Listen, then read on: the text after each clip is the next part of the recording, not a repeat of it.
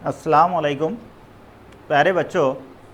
Last दो period में हमने सर्कुलेशन इस चैप्टर को शुरू किया। इसके पहले के लेक्चर में हमने देखा कि खून के जो अहम इम्पोर्टेंट जो कंपोनेंट्स है उसमें प्लाज्मा, उसका किरदार क्या होता है, क्या काम होता है, उसका क्या फंक्शन होता है, और खून के मुख्तलिफ़ ज़र्रात जिसमें आरबीसीज़, डब्ल्यूबीसीज़, उसमें आरबीसीज़ को हमने लास्ट पीरियड में पढ़ा और ये हमने देखा कि आरबीसीज़ का जो फंक्शन है वो यानी सबसे अहम, सबसे इम्पॉर्टेंट फंक्शन क्योंकि उसमें हीमोग्लोबिन है तो ऑक्सीजन को जिस्म के मुख्तलिफ़ हिस्सों तक पहुंचाना और कार्बन डाइऑक्साइड को मुख्तलिफ़ हिस्सों से जमा करना। तो ये आरबीसीज़ के बारे में था। आज हम डब्ल्यूबीसीज़ के ऊपर डिस्कस करेंगे। डब्ल्यूबीसीज़ आपको पता है जिन्हें खून के सफ़ेद ज़र्रात कहा जाता है। दरअसल हमारे जिस्म का जो इम्यूनो सिस्टम है, क़ुव्वत मदाफ़ियत का निज़ाम जिसे हम कहते हैं, या किसी बाहर के फॉरेन पार्टिकल जिसे हम कहते हैं बाहर के ज़र्रात, जैसे मुख्तलिफ़ किस्म के बैक्टीरियाज, वायरस या और कोई दीगर टॉक्सिक सब्सटेंसेस, जहरीले मादे अगर हमारे जिस्म में दाखिल हो जाते हैं तो उनका ख़ात्मा करना ये इस डब्ल्यूबीसीज़ के हाथ में होता है। ये डब्ल्यूबीसीज़ करते हैं। एक तरह से ये हमारे बॉडी का डिफेंस सिस्टम है, यानी हमारे बॉडी का प्रोटेक्शन करना, हिफाजत करना इन खलियात के ज़िम्मे होता है। बहुत इंपॉर्टेंट रोल होता है इनका। ये जो डब्ल्यूबीसीज़ है इसके बारे में कुछ चीज़ें याद कर रखिए, साथ ही साथ आप लोग इसको नोट डाउन कर लीजिए। डब्ल्यूबीसीज़ जो है, जैसे हमने वहाँ देखिए आरबीसीज़ रेड कलर के हो गए, ये जो डब्ल्यूबीसीज़ है ये कलरलेस होते हैं।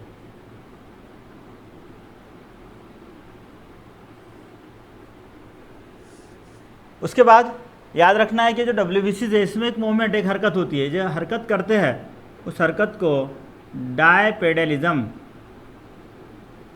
या डायपेडेसिस कहा जाता है। ओके, यानी ये कलरलेस है, इसकी हरकत को डायपेडेलिज्म कहा जाता है। इसकी जो तादाद है डब्ल्यूबीसीज़ की, वो तादाद याद रखना है आपको, जो 5000 से लेकर 11000 जो है पर मिलीमीटर क्यूब, ये इसकी तादाद होगी। इसको याद रखना है आपको। अब ये डब्ल्यूबीसीज़ कभी कोई इन्फेक्शन हो जाए या किसी तरह से, किसी वजह से अगर ये कम हो जाते हैं, जब इसकी तादाद कम हो जाती है तो तब इसे ल्यूकोपेनिया कहा जाता है। याद रखिए इसको, क्योंकि डब्ल्यूबीसीज़ को ल्यूकोसाइट्स कहते हैं, इसलिए इसको ल्यूकोपेनिया कहा गया है। तो अगर इसकी तादाद कम हो जाए तो तब अपन इसे कह रहे हैं ल्यूकोपेनिया, और अगर इसकी तादाद बढ़ जाए तो ल्यूकोसाइटोसिस। लेकिन ये टेम्पररी ने आर्जी तौर पर अगर इसकी तादाद बढ़ती है तब, क्योंकि बहुत बार मैंने अभी कहा कि इसका जो अहम किरदार, अहम रोल जो है वो है हमारा डिफेंस सिस्टम संभालना। और अगर कोई फॉरेन पार्टिकल या कोई इस तरह का कोई बाहर का ज़र्रा बॉडी में दाखिल हो जाए तो उसके ख़ात्मे के लिए फिर इनकी तादाद में इजाफा होता है, तो उसको ल्यूकोसाइटोसिस कहा जाता है। लेकिन अगरचे इसकी तादाद परमानेंट बढ़ती है तो उसको ल्यूकेमिया, जिसे हम ब्लड कैंसर भी कहते हैं, ल्यूकेमिया कहा जाता है। क्योंकि ब्लड कैंसर में डब्ल्यूबीसीज़ की तादाद बढ़ जाती है, आरबीसीज़ की तादाद कम होती है। यानी डब्ल्यूबीसीज़ की तादाद बढ़ जाना, बहुत ज़्यादा बढ़ जाना और वो परमानेंट रहना, उसको ल्यूकेमिया कहेंगे। एक चैप्टर डिसीजेस वाला है, उसमें इंशाल्लाह हम इसको डिटेल में देखेंगे। तो ये जनरल बातें ये डब्ल्यूबीसीज़ के ताल्लुक से आप याद रखिए। फिर चलिए हम ये देखते हैं कि इसकी जो टाइप्स है, यानी डब्ल्यूबीसीज़ की जो टाइप्स है, उसकी जो किस्में हैं। पहले डब्ल्यूबीसीज़ के जनरल पॉइंट्स आप लोगों ने नोट डाउन कर लेना, बाद में एक साइड हेडिंग देना, टाइप्स ऑफ डब्ल्यूबीसीज़।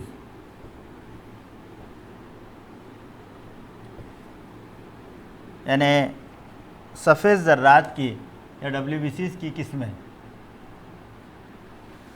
पहले इसको दो हिस्सों में तकसीम किया गया। आप एक ऐसा ट्री डायग्राम या एक ऐसा चार्ट बना लीजिए और उसमें हर किसी को लिख लीजिए, ताकि एक ही जगह ये सारी चीज़ें आ जाए और याद रखने में आसानी हो जाए। तो पहला इसका जो टाइप है वो है ग्रैनुलोसाइटोसिस। साइट्स और दूसरा टाइप है अग्रैनुलोसाइट। ये जो दो टाइप्स है, ये दो टाइप्स WBCs में मौजूद जो साइटोप्लाज्म है, जो खलवी माया है, यानी यहाँ ये डायग्राम्स मैंने यहाँ बनाया है इसके, इसमें ये जो इसका साइटोप्लाज्म है, ये साइटोप्लाज्म जो ग्रैनुलोसाइट्स है, उस ग्रैनुलोसाइट्स के साइटोप्लाज्म में ऐसे छोटे छोटे ज़र्रात, ग्रैनुल जिसे हम कहते हैं, वो मौजूद है, और ये इसमें नहीं है अग्रैनुलोसाइट्स में।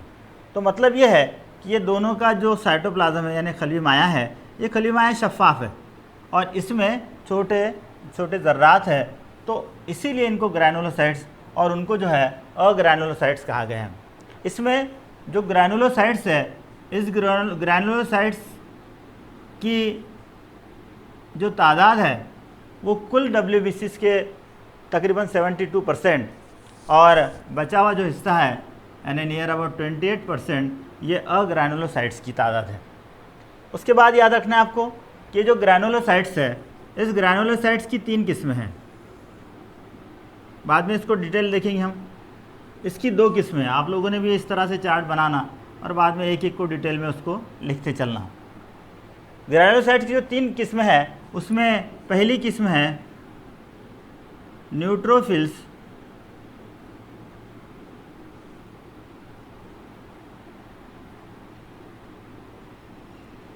दूसरी जो किस्म है इसकी बेसोफिल्स, और तीसरी है इओसिनोफिल्स।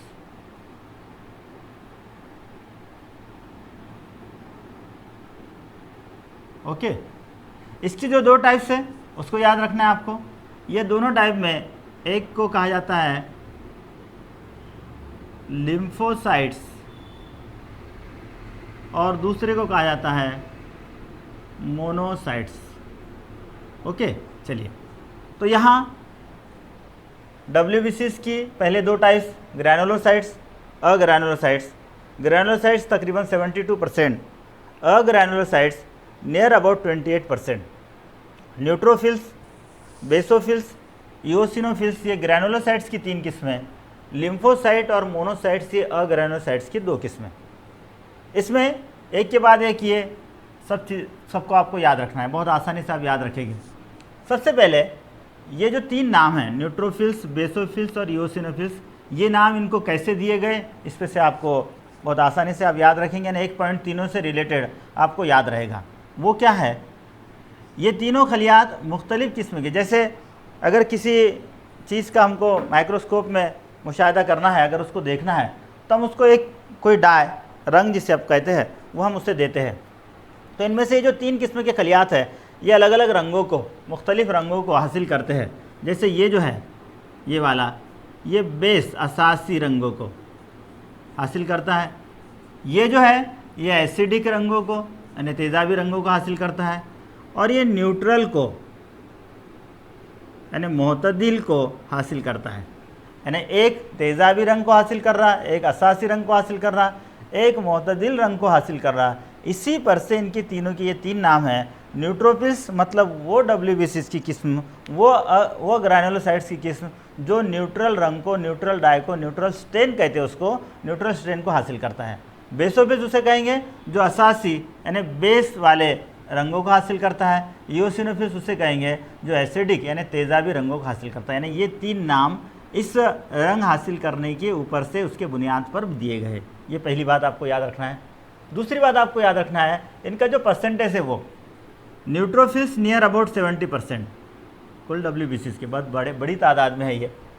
नेक्स्ट बेसोफिल्स 0.5 to 1% यानी कम मकदार इसकी होती है।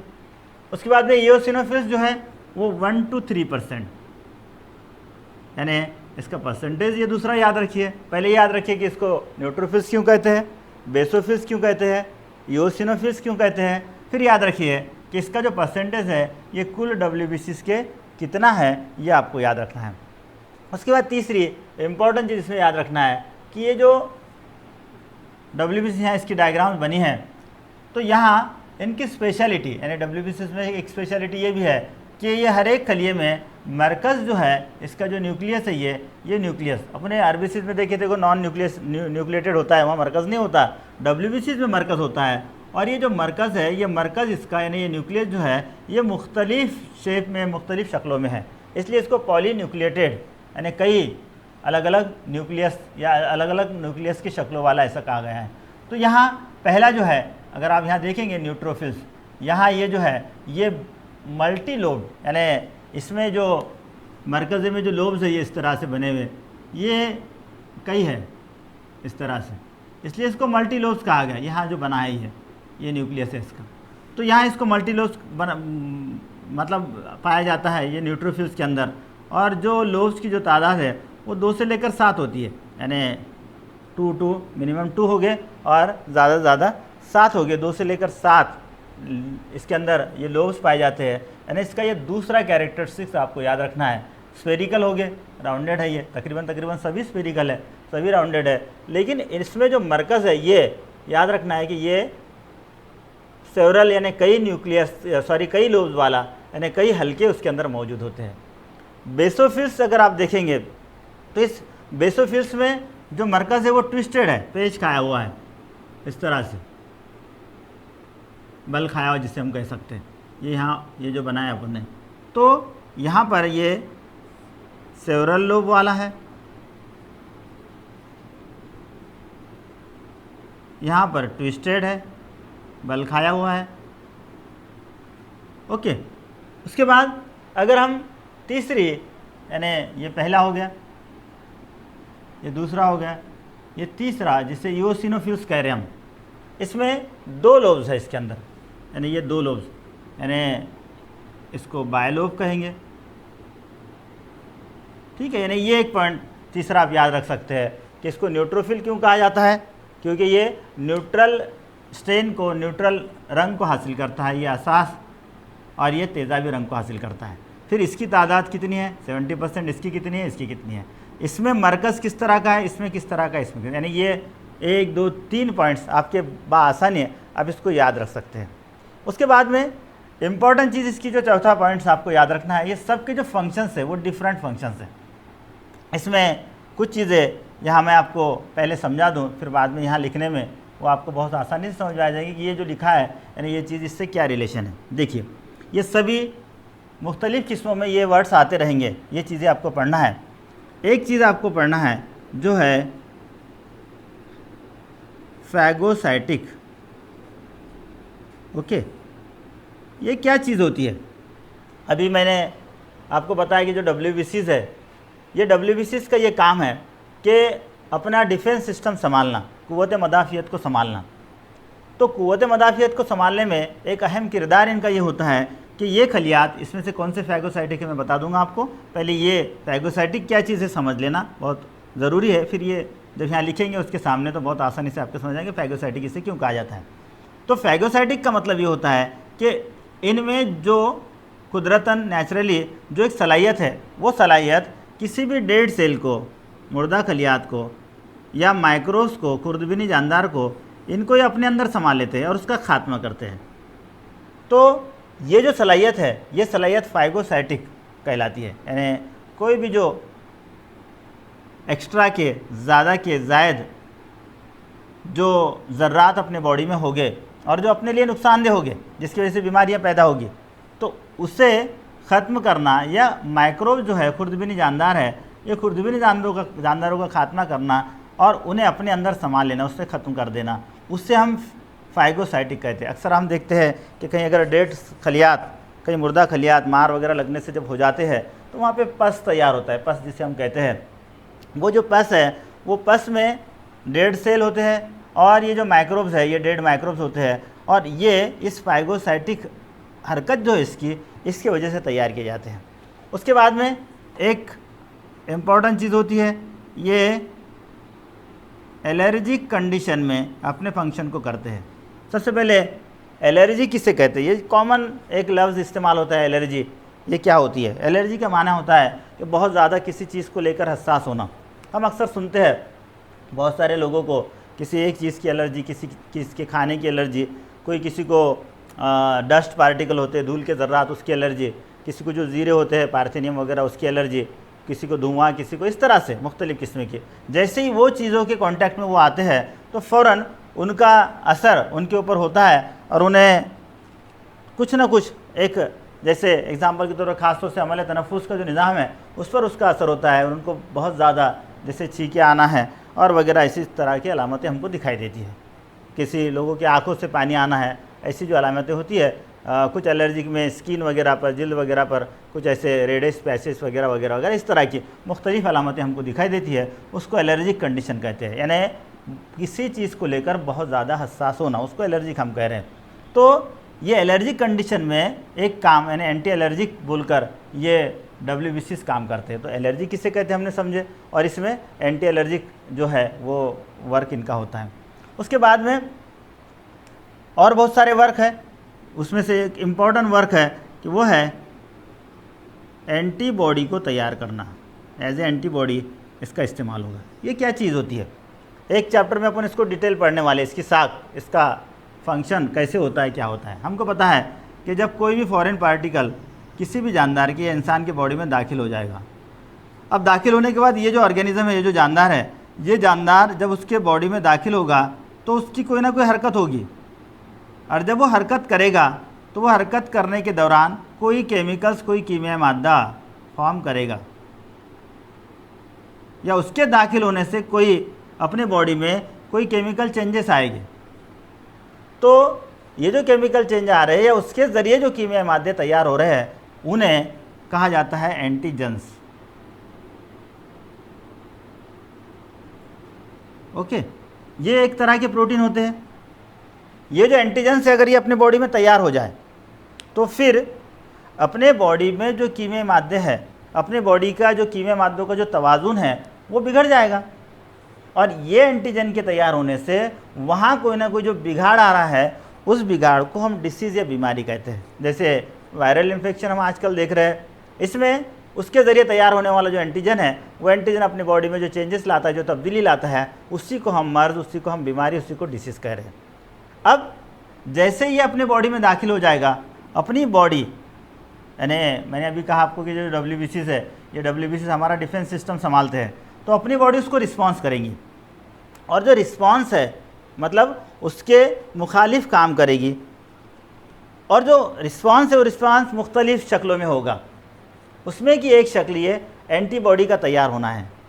तो ये एंटीबॉडी क्या करते हैं, जैसे ये एंटीजन फॉर्म हुआ, और ये एंटीजन फॉर्म होने के बाद इसके मुखालिफ प्रोटीन को एंटीबॉडी कहेंगे।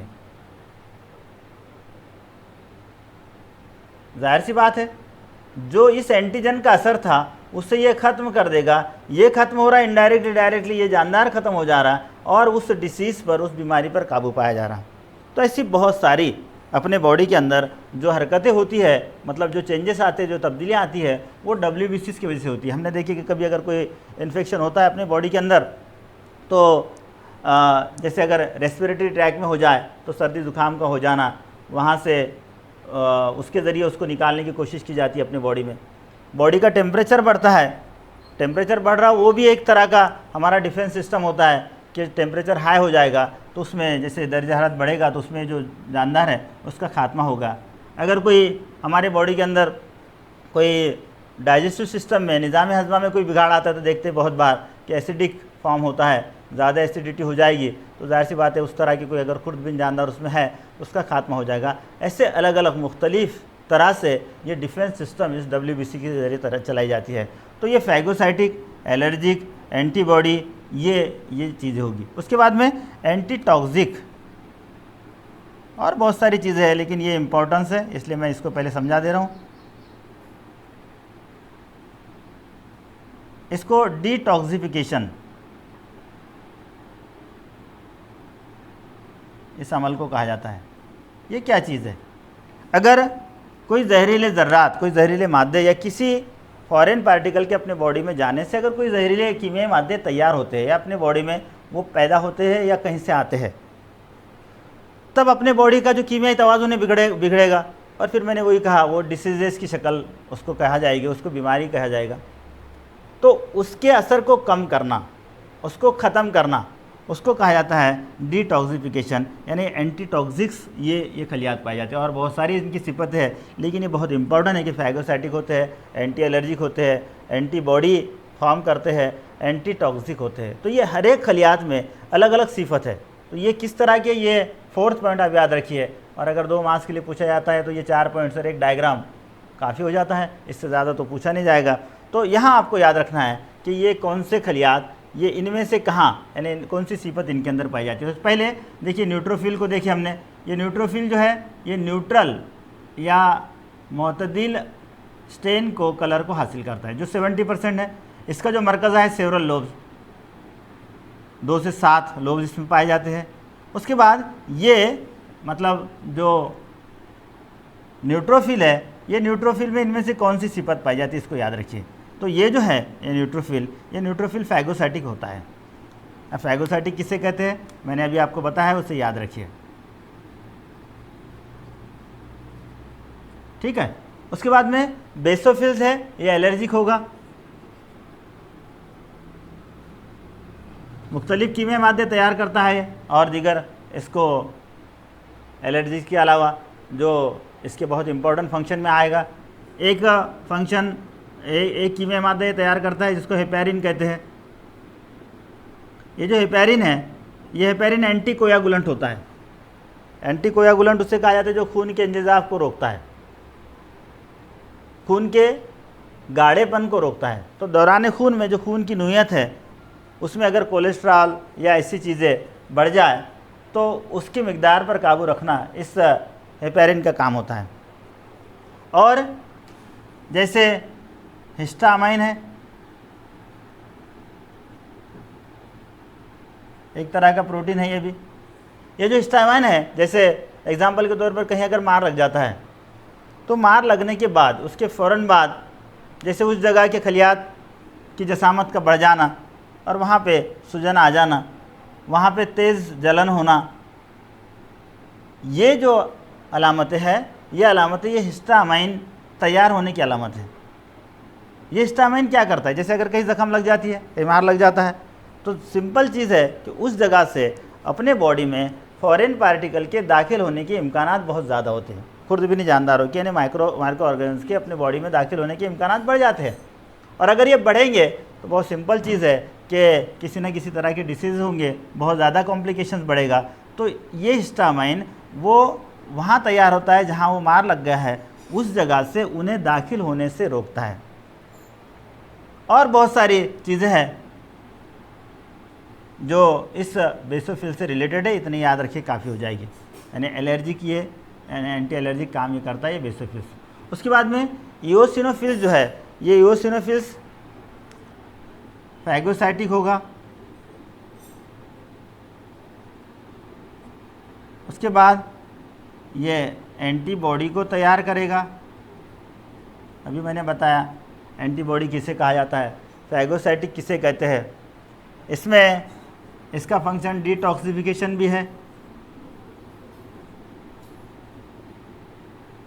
ओके, तो इस तरह से ये ग्रैनुलोसाइट्स की ये जो किस्में हैं और ये उससे रिलेटेड ये सारी चीज़ें आप याद रखिए, बहुत आसानी से याद रहेगा कि ग्रैनुलोसाइट्स नियर अबाउट 72% होता है। उसकी 3 किस्में हैं, न्यूट्रोफिल्स, बेसोफिल, इओसिनोफिल्स। फिर न्यूट्रोफिल से रिलेटेड ये तमाम चीज़ें, बेसोफिल से रिलेटेड ये तमाम चीज़ें और इओसिनोफिल से रिलेटेड ये तमाम चीज़ें आपको याद रखना है।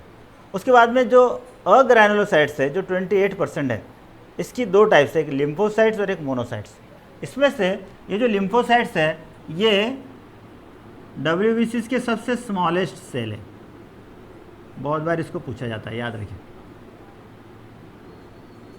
सबसे छोटे। और मोनोसाइट सबसे लार्ज। ये दोनों का स्पेशलिटी याद रखिए। कभी ऑब्जेक्टिव में पूछा जाता है सबसे लार्जेस्ट सेल कौन सा है, यानी WBCs में, और सबसे स्मॉलेस्ट, ये याद रखना है। दूसरी चीज़ हमने उसके परसेंटेज के एतबार से यहाँ लिखी थी सबकी, तो यहाँ याद रखिए जो लिम्फोसाइट्स है ये 25 to 30% नियर अबाउट है, और जो मोनोसाइट्स है वो 3 to 5% है। नेक्स्ट थर्ड चीज़ हमने ये लिखी थी कि इसमें मरकज़ा किस तरह से, तो इसमें दायरवी या गोल मरकज़ा है, इसमें किडनी के मानंद है, यानी सर्कुलर है या स्फेरिकल है, और ये किडनी शेप्ड है। ओके, अब इसमें काफ़ी बड़ा मरकज़ा होता है, ये भी याद रखिए। इसके अलावा ये जो ऊपर अपने जैसे न्यूट्रोफिल, बेसोफिल, इओसिनोफिल्स के बारे में देखे कि ये किस तरह से काम करते हैं, वैसे लिम्फोसाइट्स जो है, ये लिम्फोसाइट्स की मुख्तलिफ़ किस्में हैं। कुछ किस्में यहाँ मैं आपको बता रहा हूँ। जैसे इसकी मेन 2 टाइप्स है, एक को बी लिम्फोसाइट्स या बीटा लिम्फोसाइट्स कहते हैं, और दूसरे को टी लिम्फोसाइट्स। ओके, इस टी लिम्फोसाइट्स की बहुत सारी किस्में हैं, जैसे इनको किलर सेल, मेमोरी सेल, उसके अलावा किलर सेल, मेमोरी सेल है, helper cell, T helper cell, और उसके बाद में सस्प्रेसर, ऐसे नाम दिए गए। ये जो नाम है ये उसके वर्क्स, काम पे से दिए गए। जैसे किलर सेल जो है, तो ये किलर सेल जब इसका वर्क होगा, जैसे फैगोसाइटिक कंडीशन में, जैसे उस खुर्दबीनी जानदार को या उसके खलियात को ये ख़त्म करेंगे, या जो डेड सेल है उसको ख़त्म करेंगे, उसको डैमेज करेंगे, वो काम जब ये कर रहे हैं तो तब उन्हें किलर सेल कहा गया है। यानी यही लिम्फोसाइट्स उस काम को करने से उन्हें किलर सेल कहा गया है। मेमोरी सेल्स हमने देखे कि बहुत सारी जो बीमारियां हैं, वो बीमारियां एक बार होने के बाद दोबारा नहीं होती है, जैसे चिकन पॉक्स वगैरह। तो उसकी वजह क्या होती है? जैसे हम आर्टिफिशियल तरीके से कुछ टीके लगवाते हैं, वैक्सीनेशन कहा जाता है उसको, टीका लगवाना कहते हैं। तो वो टीका जब अपने बॉडी में डाला जाता है आर्टिफिशियल तरीके से, तो अपने जो ये लिम्फोसाइट्स है, ये लिम्फोसाइट्स उनके मेमोरी के अंदर, उनके याददाश्त के अंदर वो चीज़ को मसनवी तरीके से डाला जाता है कि अगर इस तरह के कोई ज़र्रात, जिस तरह के कोई खुर्दबीनी जानदार बॉडी में दाखिल हो जाए, तब किस तरह का कौन सा एंटीबॉडी फॉर्म करना है, कौन सा एंटीबॉडी को तैयार करना है, ताकि वो जैसे दाखिल हो जाएंगे तो उसका खात्मा हम आसानी से कर सकें। जैसे एग्जांपल पोलियो है, और ऐसी बहुत सारी बीमारियां हैं। तो इसका मतलब ये नहीं है कि जब पोलियो के टीके जिनके बॉडी में लगवा दिए है, तो पोलियो का जो वायरस है वो उसके बॉडी में दाखिल नहीं होगा, ऐसा नहीं होगा। वो दाखिल होगा, लेकिन वो बेअसर होगा, क्योंकि जैसे वो दाखिल होगा अपनी इम्यूनिटी सिस्टम, अपनी क़ुव्वत मदाफ़ियत का निज़ाम वर्क करना शुरू करेगा, और ये फ़ौरन जो है तो उसे ख़त्म कर देगा, उसका खात्मा करेगा। वैसे नेचुरल तरीके से बहुत सारे अपने बॉडी के अंदर, ये मेमोरी के अंदर ये चीज़ें आ जाती है, और वो बीमारी एक बार हो जाए तो उसके बाद दोबारा नहीं होती, क्योंकि अपने ये जो खलियात है, ये खलियात उस फ़न को सीख जाते हैं कि अगर ये फॉरेन पार्टिकल, ये बाहर के ज़र्रात अपने बॉडी में दाखिल हो जाए तो फिर किस तरह की हरकत करना है, कौन से एंटीबॉडी को तैयार करना है और उन्हें कैसे ख़त्म करना है। उसके बाद में हेल्पर सेल जो है, तो सिंपल सी बात है, इनको हेल्प करने में मदद करेंगे, ख़ास तौर से स्पेशली उनका आइडेंटिफिकेशन करना, यानी वो जो खुर्दबीनी जानदार है जिसकी वजह से कोई प्रॉब्लम्स आ रही है, जिसकी वजह से कोई बीमारी पैदा हो रही है, तो उसको, उसकी शनाख्त करना, और फिर उसको किलर सेल या मेमोरी सेल, उसके एतबार से उसको ख़त्म करने के लिए, उसके खात्मे के लिए उसको तैयार करना।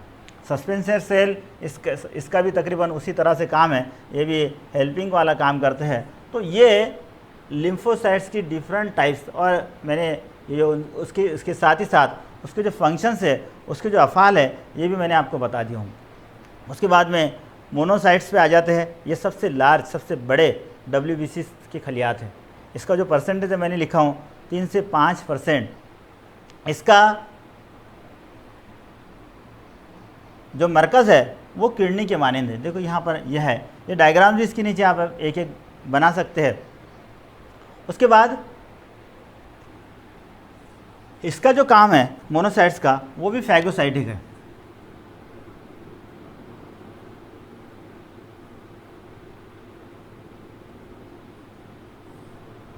स्पेशली जो डेड सेल हो गए, मुर्दा खलियात, डैमेज सेल हो गए, उसके बाद में बैक्टीरिया है, इन तमाम को ख़त्म करने का काम ये मोनोसाइट के ज़िम्मे होता है।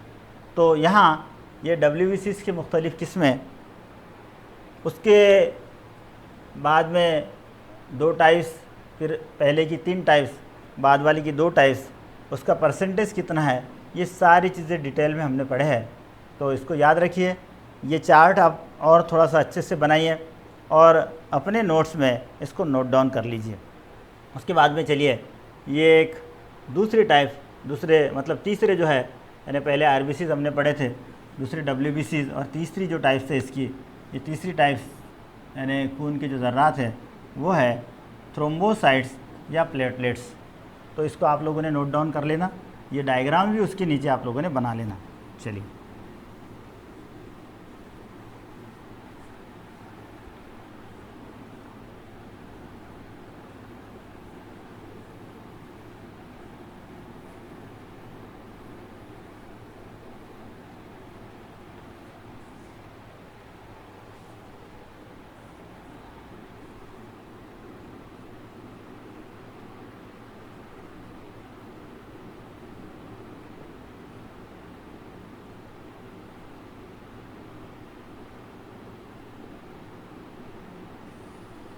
चलिए, थ्रोम्बोसाइट से प्लेटलेट्स, ये तीसरे यानी खून के अहम ज़र्रात, अहम खलियात हैं। जैसे हमने आरबीसीज का फंक्शन देखे कि ऑक्सीजन और कार्बन डाइऑक्साइड का तबादला करना, जैसे डब्ल्यूबीसीज का फंक्शन देखे कि क़ुव्वत मदाफ़ियत को संभालना, वैसे ये जो थ्रोम्बोसाइट्स है, ये थ्रोम्बोसाइट्स का सबसे इम्पोर्टेंट, सबसे अहम जो किरदार है, सबसे अहम जो इसका जो रोल है वो है खून के इंतज़ाम को करवाना।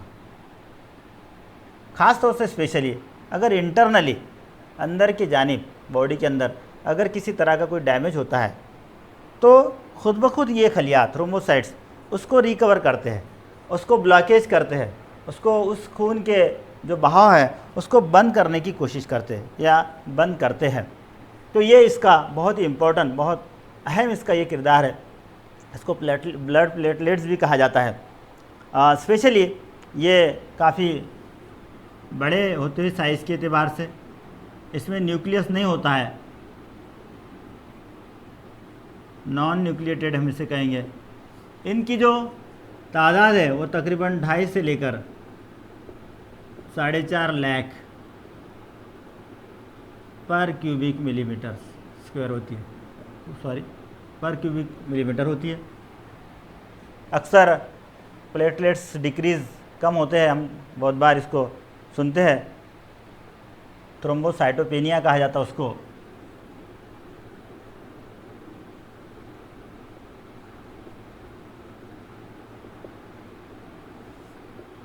बहुत सारे डिसीज़ेस हैं जैसे मलेरिया, डेंगू और कई ऐसे डिसीज़ेस जिसमें प्लेटलेट्स की तादाद कम हो जाती है।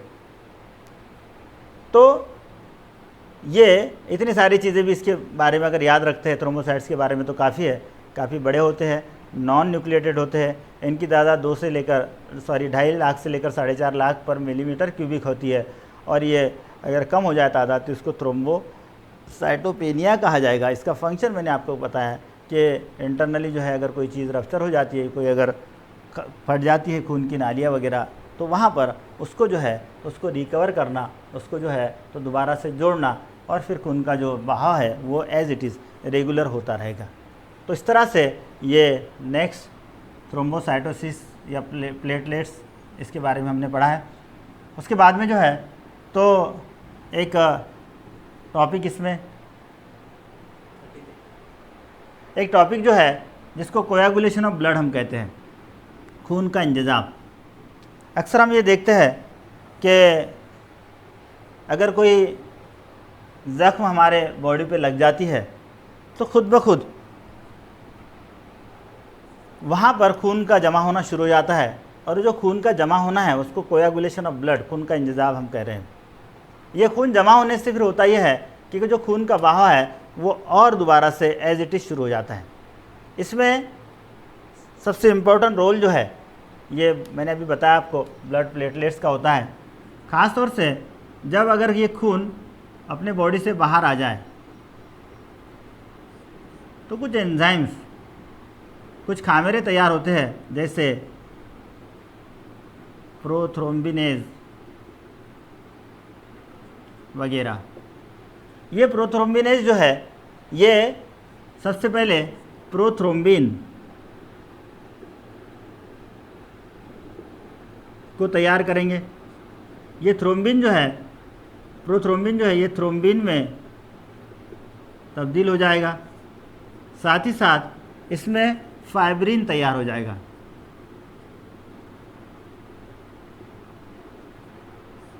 ये जो फाइब्रिन है, ये फाइब्रिन जो डेड सेल हो गए, यानी खून के जो मुख्तलिफ ज़र्रात है जैसे WBC RBC, जब खून जिसमें से बाहर आ जाएगा तो वो डेड हो जाएगी, उसका खात्मा हो जाएगा, ब्लड प्लेटलेट्स ये सब चीज़ें। तो ये फाइब्रोजिन के साथ मिलकर वो इस तरह से, ये फाइब्रोजिन यानी क्योंकि ये रेशे हो गए तो इस तरह से ऐसे एक नेटवर्क बनाएंगे, और ये नेटवर्क में ये डेड सेल ये मुर्दा खलियात इस तरह से बैठ जाएगी। और ये बैठने के बाद एक खून की एक ऐसी गाढ़ी परत जिसे कह सकते हैं वो जमा हो जाएगी। उसमें सबसे अहम किरदार ये प्रोथ्रोम्बिन का होगा और साथ में ये फाइब्रिजिन का होगा। फाइब्रिन है, इसको फाइब्रिजिन कहा जाता है।